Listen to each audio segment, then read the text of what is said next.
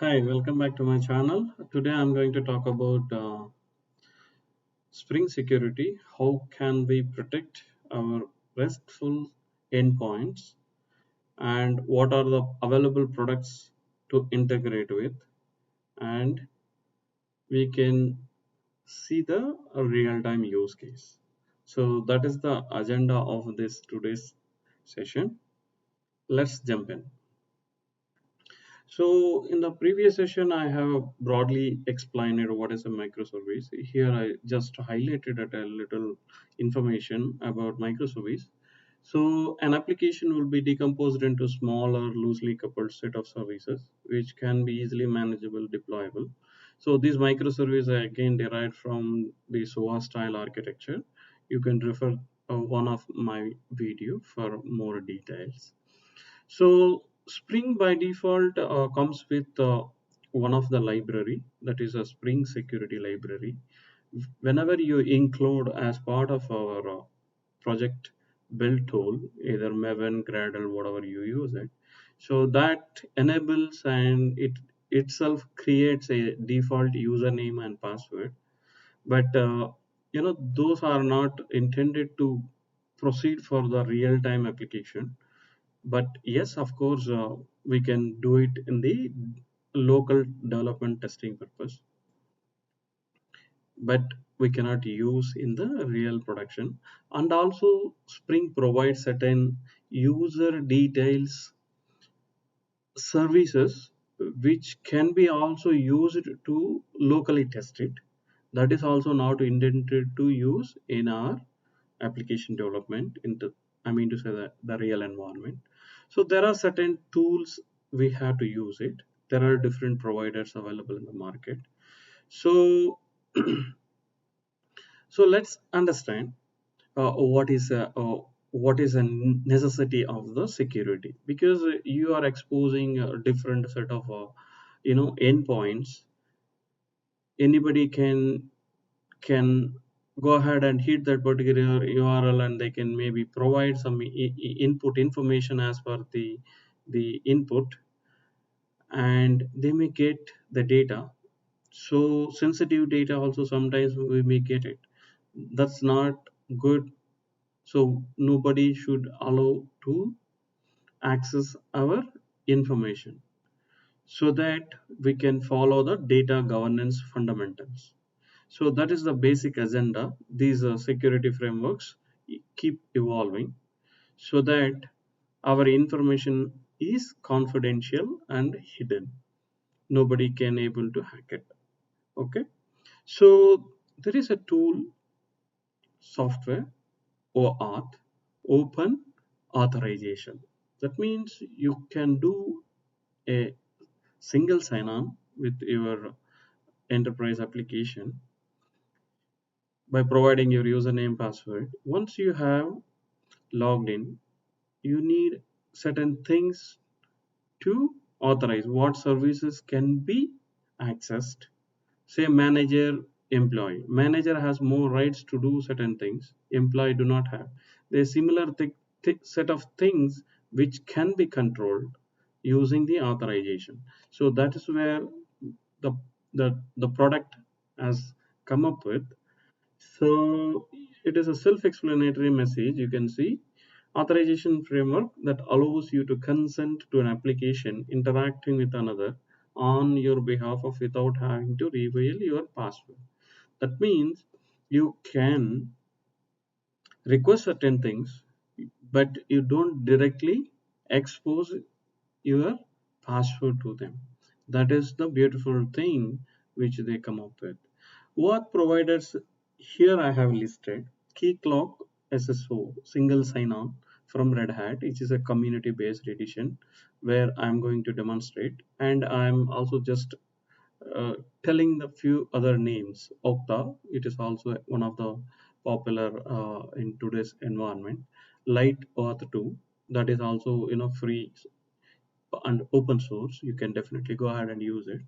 So basically this what is a basically a server which is running, where you can create different set of clients, roles, application roles, client roles, and what kind of profile attribute you wanted to use from your application standpoint of view, like a profile, username, email ID, date of birth, address. These are all sensitive information which you wanted to protect it when you are dealing with it. So here they use it to follow certain flows that they call it as open authorization grant flows. So these grants are categorized in different ways. So you need to know what is a grant. That means when you go with this grant type or go with that grant type, you have to follow certain basic fundamentals according to the specification, which was decided by Open Identity Connect based standard protocol. So this is a governing body which is controlling all these things. Whoever is going to build a product, they have to follow those standard. So here I have represented different types of grant flows as a resource servers can own it. Okay, the resource server means the reality of the authorization server. So password is one of the grant type wherein client enrolls with the resource service with username. That username we call it as a functional ID and password. So they will use the username, password, grant type as a password. We will see in few minutes. Okay, so you get a token. So token we call it as JWT token. So that means JSON Web Token, which is a unique encrypted text format wherein it contains all the details which we were talking: username, password, username and roles, client roles, what kind of a groups he belongs to, all the details, which kind of algorithm used, who is the issuing authority, all the details. That is one type of flow, grant flow. The other type of grant flow is the client credential. That is, if you have a business to business client, so you have a trustworthy client. So for them, you will have a client credential flow and refresh token. Once we have the token, we don't need to re-request every time. So the fresh access token, instead of access token, we can use the refresh token mechanism to get a new access token. That is one more. And say that if you have one or more application who would like to interact between each other, so there is some data exchange is happening between these two. How can we do it? So we need to go with authorization grant flow, where you have to log in with that system and that system validates whether this user has a granting operation into that application, yes or no. If yes, it will allow you to. So in our today's example, I'm going to consider configuring a Spring security framework that with a security filter chain enabling a security in my application side, and security filter chain something like in the previous versions, web security adapter configuration. Now that has been changed the naming convention, but performing the similar set of operations. Okay, so ideally here there are different participants involved with respect to the security. So resource owner, that means a resource owner means a client who is enrolling the application with the auth2 server. Okay, and he'll get certain details after he registers. So resource server, which basically has the all the details about the resource, what can be accessed, what cannot be accessed. And rest endpoint, how do we protect the endpoint? By by by following those resource services and resource owner certain operational flow. It has to be executed to fulfill the rest endpoint security. So here I'm going to demonstrate a simple use case, which is a web application where it has 2 to 3 endpoints or more. Okay. So I'm using microservice concept. Spring Boot is the framework to build the application. And I am going to register my application with the OAuth resource server. And OAuth server provides a different grant flows, which I have explained it in the previous slide. So here grant type, I am explaining couple of grant types. One is a password based. So we use the username, password, client ID to request a token that will give us a token. Use that token as an authorization header and as a bearer token sent to the REST endpoint. REST endpoint will validate against the OAuth server, and then it allows or denies based on the validation success. So client credentials also we can go with it. Those set of clients are confidential clients. So where we need to have client ID and client secret. In case of a password, you need client ID and username password, which already enrolled with the servers. As I said, we use JWT token, so JSON web token, which is containing encrypted data. So here in my local system, which is running a real, keycloak server, you can see that there are a set of URLs available. You can see it in the highlighted portion. Issuer, who is issuing? There is a one application running as a service which is on 8383 port, and this is the KCRealTime app is the one who is issuing it. Authorization endpoint, who can access what? For that they are exposing one endpoint. And how do I talk to the token server to get the service? And how do I validate my token? So that is called introspect. And how to get the user information. And we can also see that there is a session establishes how we can also end that session. And you can see that different other URLs for certification related and all those things.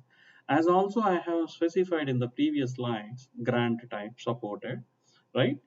So there are types: authorization grant, authorization code grant type, implicit, refresh token, password, client credentials.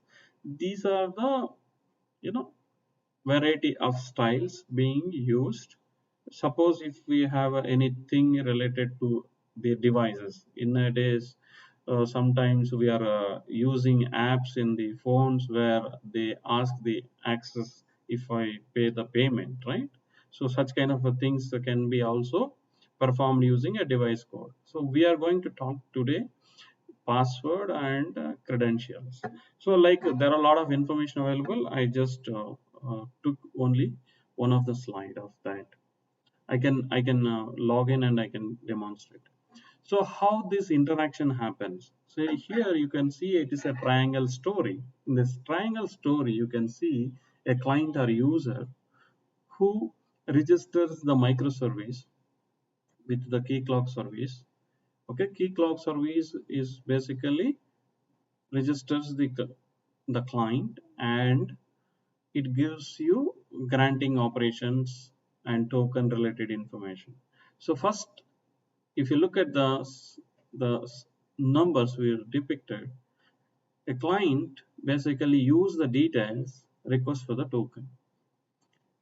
OAuth 2 basically validates whether this is a right client is available with me. Yes, then he returns the token. Then the client sends this token as an authorization bearer token header to call to the REST endpoint, which is running on 10,000 port, which is the key clock is running on 8383 port in my local. If yes, what happens? What is the guarantee that the token which has sent by the client is same which provided by the OAuth 2? We need to ensure there could be, middleman attack also can happen. To avoid all these things, the REST service can validate with the OAuth server whether the token is valid or not. If yes, what happens? We get response, yes, this is a valid token. Then REST endpoint gives the information to the client. This is the flow. So as I said, you can use different varieties of the granting modes. As I said, we can see couple of grant types in this particular exercise. So this is my physical architecture. I have a service running 10,000 port, and I have a key clock service running in 8383. I have a service layer running as a I would say the service business layer and database layer in memory. Locally running Spring Boot, and we can use a creating user postman or browser postman specific by ID, all these things. But what is the constraint? We need a token based authorizations. Without token, we cannot test it, right? So we can see how we can do that. So as I said, these are the prerequisites. I'm using Spring Boot 3. Spring Boot 3 mandates Java 17, ensure that you have, and IntelliJ. One of the service that is keycloak SSO service, which is up and running, and also I have created the clients already. So this is a bigger, fundamentals. I'm not going to talk about how to create a client, how to protect these resources, all these things with respect to keycloak, the client configuration, okay, and internet configuration to download the source code from the Git repository. And intended audience, definitely there should be some middle level experienced people who can able to understand, and the architects. These are the reference links where you can definitely go through it, and the source code is available in the Git here. Okay, so that's the basic concepts until now which you have watched. Let's get into the real hands-on different set of services, and I'm going to explain each piece by piece. As I said, my locally keycloak service is running. So here, this is the UI look like. I'm logging into the keycloak, the username and password, which I registered. Here you can see this is the basic dashboard, which comes with a master realm. Realm is nothing but you can create users, groups, clients, sessions, events. You can configure a specific set of attributes, all those things which is supporting. That is what we call it as a realm. Okay. So with respect to each application, by using keycloak service, we need to create one realm so that we can easily handle specific set of information about that application. So here I have built KC Realm app, for example. KC means keycloak Realm app. So here, if you look at it, I have created certain users, app one, user one, tester one, like that. And I also created Realm roles, here user, something like that. Client scopes, if you want, you can define, and clients I was talking about. So here I have created two clients. One is keycloak app. That means I am allowing public clients to access my application. So ideally, by using introspect, public clients token cannot be validated, but we can do that in a different approach. Okay, from the REST end service to auth 2. Definitely we can do it, but ideally no. no. Okay, so this is the client which I have created. Here we can create like many clients. You can see I have named as a public client, and I have created another client, confidential client, that is you by following the client credentials flow grant type. This one based on the user password grant type based. Okay, so these are the two client applications which I have enrolled, and you need to configure this with respect to your enrollment process. Here I'm specifying valid redirect URLs which is the root URLs, which home URL of my application. All those things we can definitely control here. Okay, you need to study about this. This is broadly, we cannot elaborate here. I can explain you in a simple manner. And I'm creating another client that is a confidential client.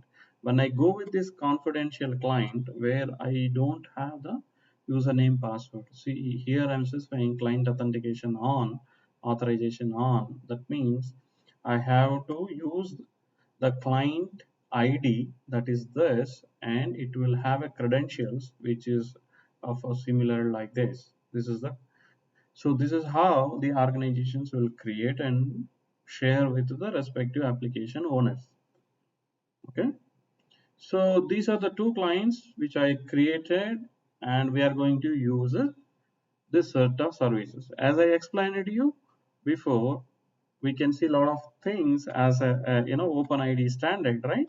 So this is what it is, OpenID endpoint. If you look at it, a lot of information which is available. From this, I just took few things and I configured in the PowerPoint. So now let's go ahead and understand our, so readme file, I have clearly written instructions. What is the endpoint URLs? Can I test without a token or not? All the things. So here there are 4 endpoints. You can see it, Spring Security homepage, and adding a user, and getting user by ID, and getting the list of users which is available in the in memory. So this is self-explanatory. Please visit. Now I have two types of configuration profiles, right? One is a default profile that is starting with the Spring Security, and I have another profile called Spring Security security, another profile. So here I'm specifying that Spring Security auth 2. If you have a client dependency, in that case I need these details. In my pom.xml I do not have. I'll show you pom.xml how does it look like. And as I said, the resource server which I wanted to specify, this is the resource server, and this is the disability token, who is the issuing authority. And as I said, we can test in two ways. One is a grant type password, one is a the client credential based. So this is the client ID, this is the client secret which I'm using it. This is the validation which I'm doing when the client sends the request to the REST service. So these things try to understand. Now let me go to the my application. So this is two sets of packages you can see. One is REST client, the other one is server. So here I have a Spring Boot application, and it is being using a security is the profile. That means it loads this configuration data and then it starts off. And I have web. Here I have the code, for example. So here I'm getting the details, user control.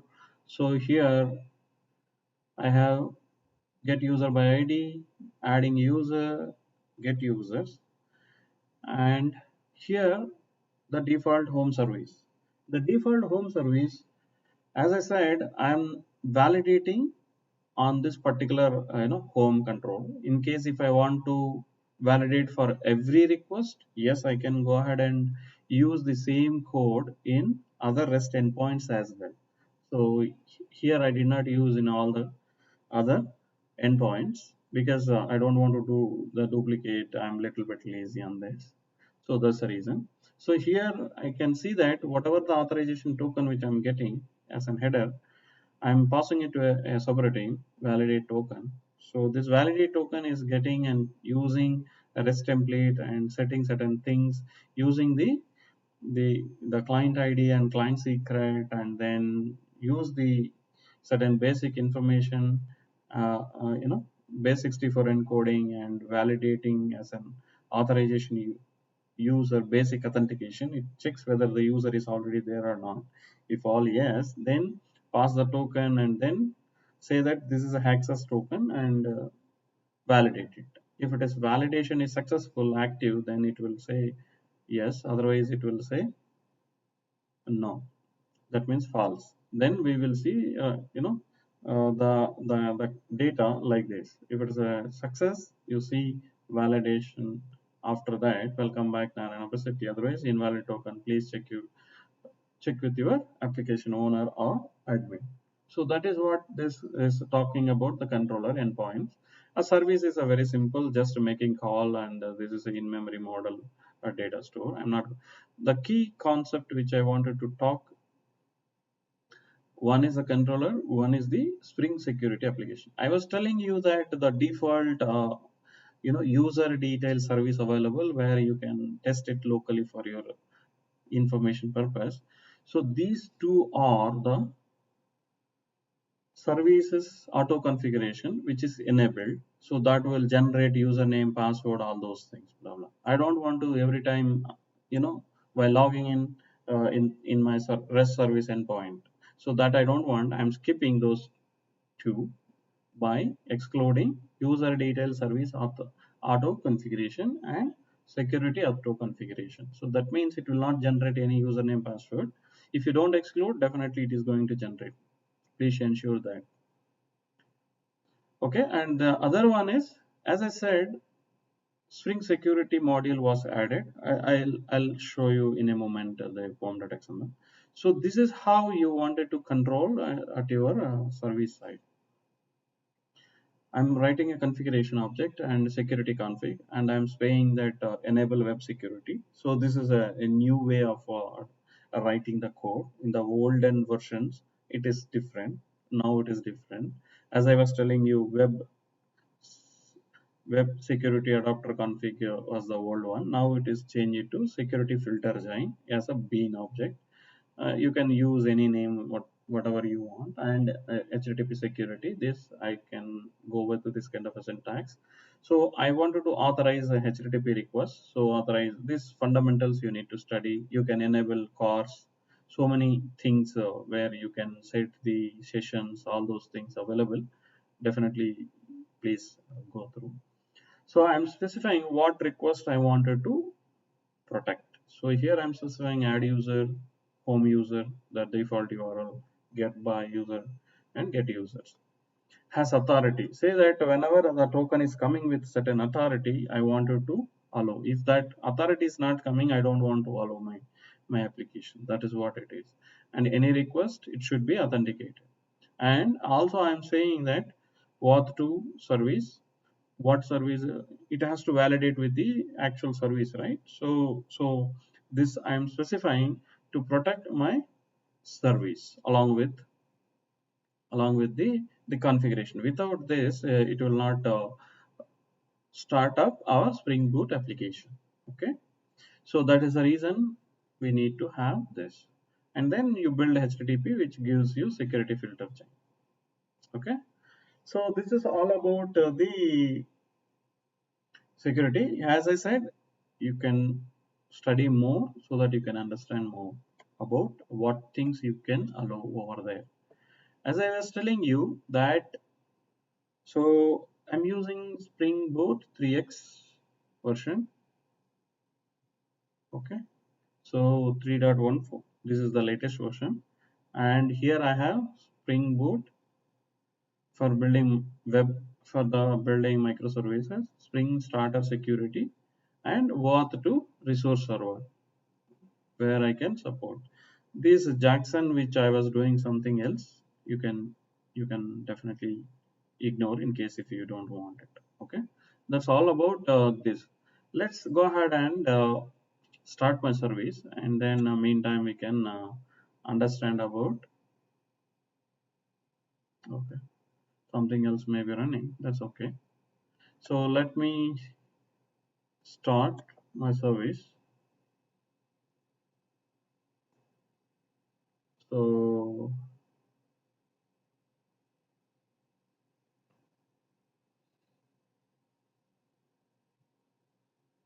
So my service is successfully stopped, which was running before. Now I'm starting freshly. Before that, let's go ahead and understand the REST client. So I have a simple, REST client based on the REST template.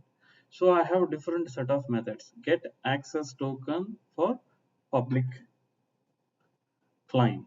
As I said, I have two types of clients, right? So we can see two types of clients, and that service, if I wanted to validate, I can validate using the security credentials based only. Otherwise, I cannot do. That is what the framework talking about OpenIDC. So I can pass the public credential based token, but I have to validate with the client credential based authorization, then it is allowed. Otherwise, it is not allowed. That's why I have commented it, this particular section.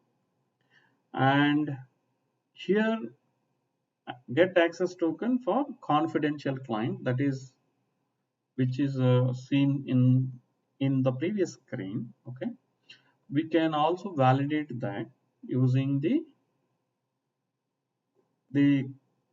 client side validation, but ideally this should not be necessary, but I have given. And we can see, can I able to get my data from my REST endpoint service. So now let's go ahead and see how I'm going to get the token. So I'm using the REST client token URL, which I have shown you before. I'm setting the content type and the grant type as a client credential, client ID. This is a client credential I have, client secret. I create this object and I submit it. If it is successful, I'm going to get token. Okay. Once I get the token, I use the token, and then I can, introspect confidential client, but his client side is not necessary, but server side is mandatory. So I'm ignoring the client side introspect, and I have REST endpoints, that is Spring Security, and this is the home page endpoint where I can get whatever the data is available in the server side. This is get users, list of users, REST endpoint. So everywhere I'm passing this access token to retrieve it. If it is call successful, I validate and see the data content the same way it is. Okay, in the server side, I have validated only for one of the service, that is the default home service. Here I have used validate. The same way we can have for all other services. So this is how the REST was designed. Okay, so you need to know all these things. These are a little bit complex because it is involving with the what server, your application server, and there is a code, all these things, right? So that's the reason I'm advising. Now let me go ahead and test my first flow. Let me go ahead and try to access this, for example. What you can see here, 401. 401 means unauthorized user. That means I cannot able to get the data if I directly access like a standard REST endpoint because my service is protected. So to get the content, what I supposed to do, I have to first get the token. So I'm going to run this and see all these operations is going to perform, and also I'm disabling because the introspect, the token at the client side is not the goal. Okay, at the server side is the goal. For example, now I'm going to run my clients. So you can see the token getting the first confidential client based token, and it is being validated at the server side. You can see the message validation token success at the server side, and this is the record has been added. the same record which this is the one which is adding the record by making this call. This is printing here and getting the list of users by this REST API making call. Now let me try to test little more, making the same set change to the token. Say I'm going to add something along with the existing token. Can it validate or not? I'm going to rerun the same because I'm doing a in-memory level operation, so I'm okay. So definitely it throws an error because if you look at it, 401 unauthorized user, it is not permitted. So here it call came and it did not allow. Okay, so here itself it didn't allow. The retrospect is failed in this particular case. Okay, so that means by going with this configuration file, what is that? Security config. It is not even allowing the REST call to the service. That's where it is completely protecting my service. Okay, so this is how we can use and protect string security of our REST endpoints. So as I was telling you, we can go ahead and also test, because the validation at the server side I'm using based on the client ID, client secret. So now what I can do is I can go to the I can just disable this. I can say this token, enable it. So now this is the flow which is going to get the token based on the client ID. This is a keycloak app which I created a public client, and I'm using username password. I'm going to get the token. This token I cannot validate at the controller side without client ID and client secret. That is without that I cannot validate, because every client has their own flows. So with this client ID and secret only I can able to validate. If I go with the username password based validation of the token, it is not allowed. That is a product specification standard specified by the OpenID Connect. That is the reason I'm using still this one to validate without exposing to the my client. That is the public client. That is a keycloak app. So I don't want to expose the client ID and client secret to that. Here I'm acting as all three in the triangle, as a client, as a auth server, as a REST service. That's why I am able to test it. So let's go ahead and see whether this works or not. Now I'm going to, let's say I'm going to add another user, for example, add user. Let's say I have 200. Say I have, I'm going to add this. Whether it is going to add with this grand flow or not, I want to see it.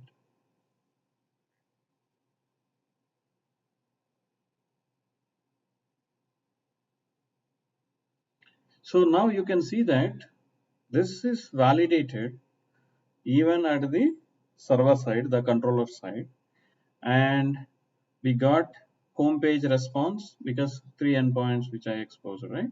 So this is the home page response. This is the freshly added record and overall list of users available from the map store. So this is how we are going to secure our endpoints. Very, very important in the real-time applications. I hope this is a little bit complex, I know, but still you need to learn security related things. How do you configure keycloak, all those things. If you can able to spend time, keycloak, uh, which is supporting batch based for Windows operating system, the library. You can definitely download keycloak and you can configure public client, you can configure client credential clients, and then you can test all the granting flows. So hope you try to reread in case if you don't understand this video again, so that you can understand better way at least. So that's all for today, and I am going to end this video session. Please subscribe it, share it, like it, comment it. I'll try to come up with a new concept with a new tutorial video. Okay, until then, see you. Thank